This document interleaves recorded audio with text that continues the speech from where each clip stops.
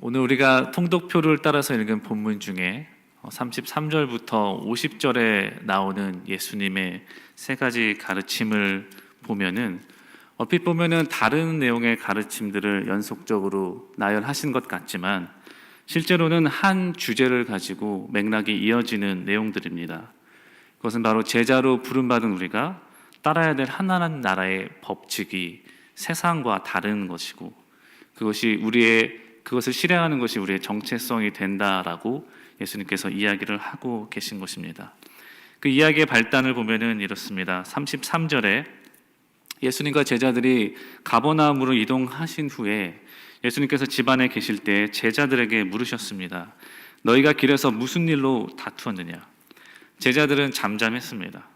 즉 대답이 없었습니다. 왜냐하면 그들은 길가에서 서로 누가 큰 사람이냐 하는 것으로 서로가 다투었기 때문입니다. 제자들은 예수님을 가까이 따라다니면서 예수님의 가르침을 가장 많이 듣고 예수님의 행적을 가장 옆에서 지켜보았던 사람들이었지만 여전히 하나님 나라의 본질이나 그들의 소명을, 성격을 제대로 파악하지 못하는 모습을 복음서에서 많이 보여주게 됩니다. 특히 마가복음에서 반복적으로 나오게 됩니다. 우리가 아는 위대한 12사도, 그 사도들은 그런 모습은 부활하신 예수님을 그들이 경험한 이후에 나오는 모습들이었고요.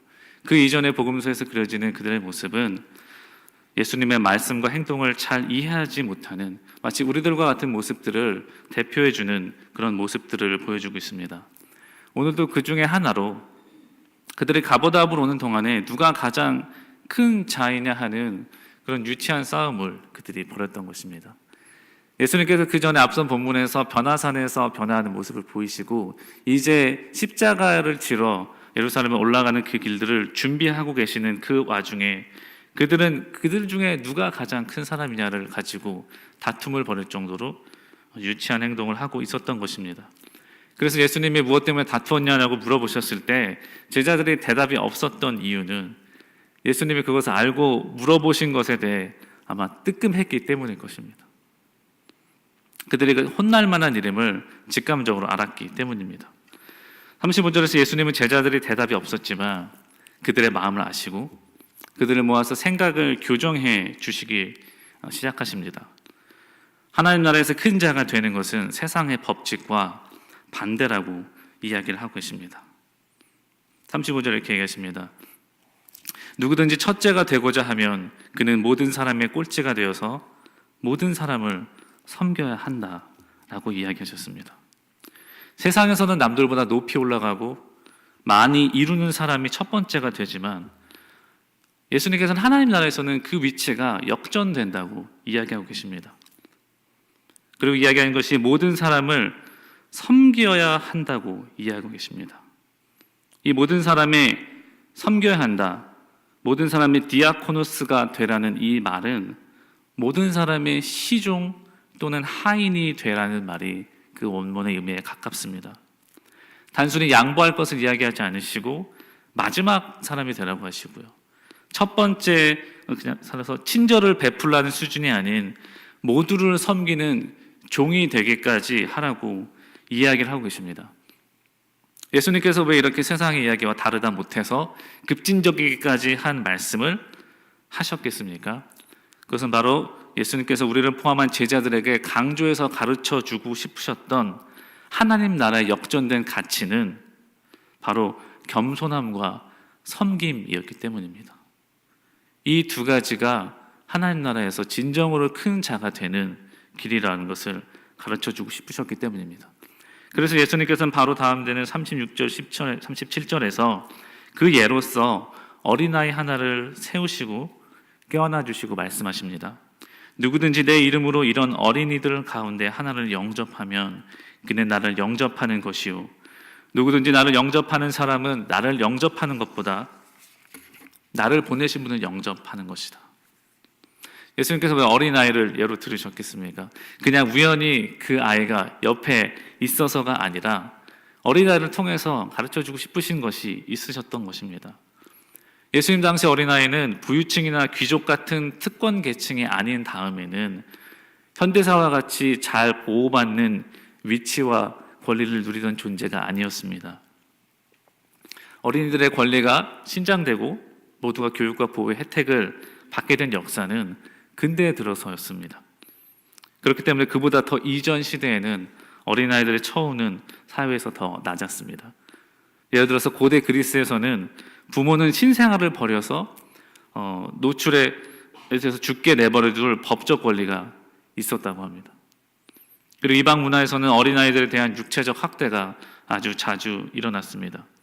당시 아이들에 대한 체벌이 아주 심했는데요. 그 중에서도 가장 폭력적이었던 예가 스파르타 문화에서는 사내 아이들을 강한 군인으로 만들기 위해서 아이들이 7살이 되면 모두 막사에서 공동체 생활을 하게 하면서 때로는 이유 없이 정기적인 채찍질과 폭력을 가했습니다. 의도적으로 음식을 부족하게 제공해서 훔치는 기술을 터득하게 했고 아이들의 모든 잘못에 대하여서는 심한 채찍질로 다스리기도 했습니다. 스파르타만큼은 아니지만 로마에서도 학교 교육이 굉장히 엄격해서 주로 그리스 출신 노예들로 이루어진 잘 배운 교사들은 학생들을 심한 체벌로 다스렸습니다. 예수님 당시 유대 지역 어린아이들도 당시 주변 문화처럼 대체로 천한 존재로 여겨졌습니다. 방어 능력도 없고 생산 능력도 없던 어린이들은 어른들에게 복종해야 할 뿐 그 어떤 높임과 존중의 대상이 되지 못했기 때문입니다. 그렇게 예수님은 이렇게 사회적으로 낮은 위치, 약한 위치에 있던 작고 어린아이들을 예로 삼으셔서 이런 어린아이들을 사회적으로 더 높은 위치에 있고 더 힘이 있는 너희들이 겸손하게 영접한다면 그것이 세상에서는 우스운 일이 되겠지만 겸손과 섬김이 요구되는 하나님 나라에서는 그것이 더 존귀하게 여겨질 일이다 라고 말씀하고 계신 것입니다. 그리고 그것이 어떻게까지 존귀하냐? 바로 예수님 자신을 영접하는 것이고 그에 나가서 예수님 보내신 분, 곧 하나님을 영접하는 것이다 라는 이야기를 하고 계신 것입니다. 예수님께서 이 어린아이를 통해서 상징하시고 싶으셨던 건 단지 신체적인 수준에서의 어린아이가 아닙니다. 어린아이처럼 신체적으로 약하고 자신들의 힘으로 무엇을 할 수 없는 그 현실적인 상태에 있는 모든 사람들을 표현하기를 원하셨던 것입니다. 예수님께서 어린아이를 세우셨을 때 껴안으셨다고 기록되어 있습니다. 성경에서 왜 그 표현을 자세히 묘사했겠습니까? 예수님이 어린아이를 껴안는 행동을 통해서 사회에서나 우리 공동체에서나 어린아이와 같이 작은 자들, 보잘것없는 사람들, 영향력이 없는 사람들, 그리고 무시할 수 있는 위치에 있는 사람들을 겸손하게 섬기는 것이 바로 하나님 나라에서 큰 자가 되는 길이라는 것을 강조하시기 위해서였습니다. 예수님께서 마가복음 10장, 다음 장 10장에서도 이렇게 말씀하십니다. 너희 가운데서 누구든지 으뜸이 되고자 하는 사람은 모든 사람의 종이 되어야 한다. 인자는 섬김을 받으러 온 것이 아니라 섬기러 왔으며 많은 사람을 구원하기 위하여 치를 몸값으로 자기 목숨을 내주러 왔다. 예수님께서도 섬김을 받으러 오신 것이 아니라 우리를 섬기러 오셨습니다. 예수님은 섬김을 받기 위해서가 아니라 섬기기 위하여 능력을 사용하셨습니다. 스스로 가장 높은 곳에서 가장 낮은 자리로 겸손하게 내려오셨고 자발적으로 우리를 섬기셨고 그 섬김이 자신의 목숨을 내어주기까지 하셨다는 것입니다. 그렇다면 예수님을 따라서 제자로 살도록 부름받은 우리도 그 은혜를 받은 우리도 다른 이들을 겸손한 마음으로 낮은 자리에서 섬길 때 그것이 예수님의 가르침에 가장 잘 순종하는 길이고 가장 착한 제자가 되는 길이 될 것이라는 것입니다. 우리가 세상의 목소리에 따라서 우리 자신을 높아지려 하고 싶은 욕망에 빠질 때가 있습니다. 우리는 스스로 높아지기를 원할 때가 많이 있습니다.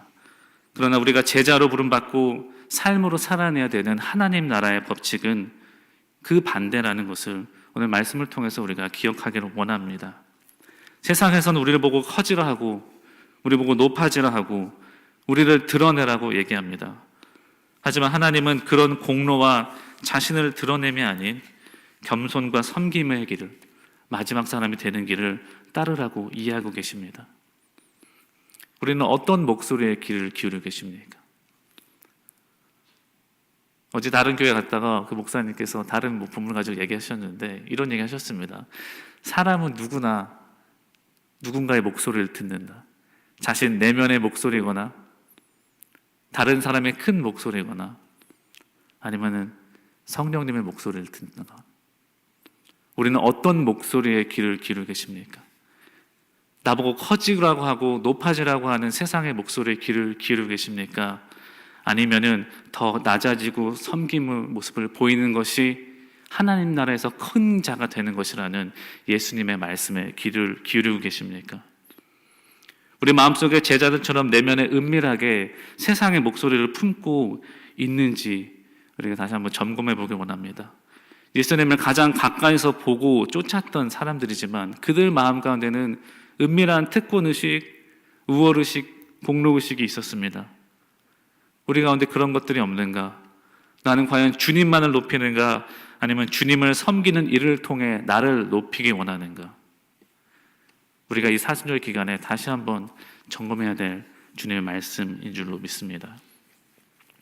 이어진 38절, 41절도 같은 맥락에서 이어지게 됩니다.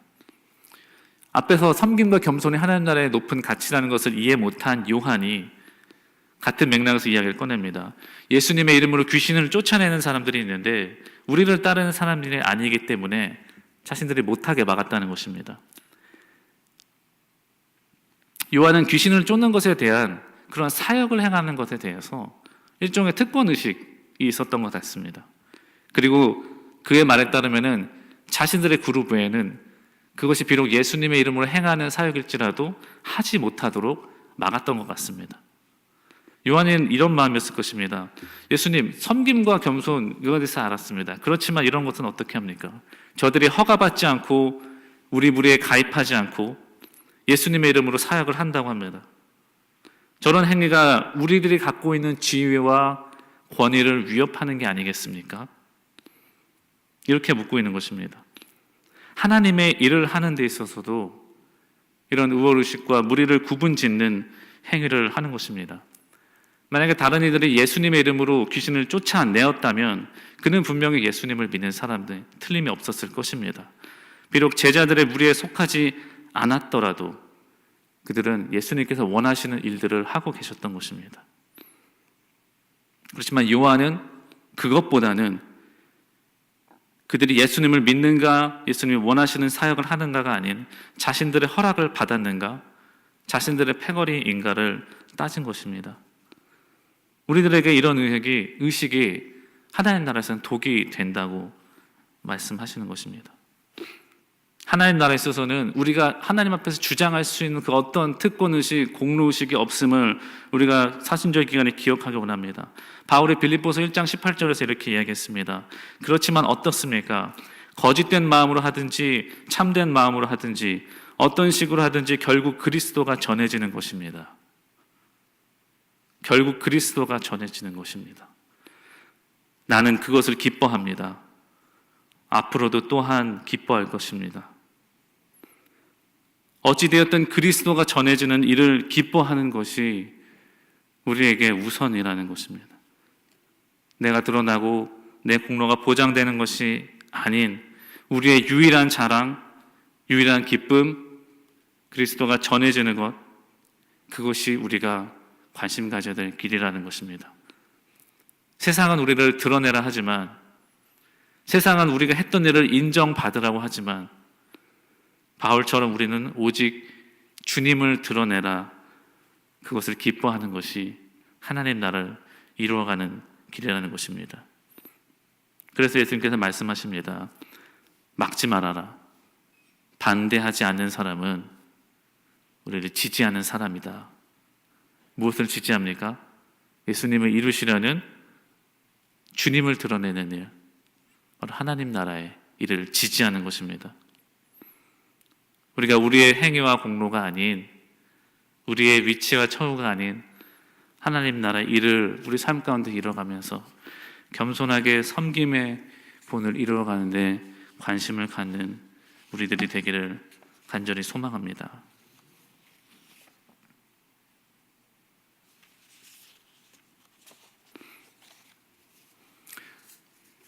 제가 50절까지 말씀을 준비하는데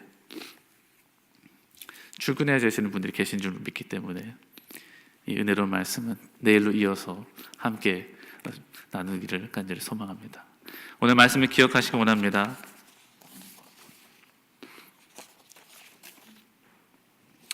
큰 것 속에는 작은 것이 들어갈 수 있지만 작은 것 속에는 큰 것이 들어갈 수 없습니다. 우리의 마음이 커져서 모든 작은 것을 포용하려면은 우리가 섬기는 사람이 되어야 될 줄 믿습니다. 사랑과 겸손의 마음으로 섬길 때 우리가 참된 주님의 제자가 될 수 있을 줄 믿습니다. 우리가 사순절 기간을 살아가면서 우리 주변에 있는 우리의 겸손함과 섬김이 필요한 사람들을 살피고 그들에게 다가갈 수 있는 그런 사순절 기간이 되기를 간절히 소망합니다.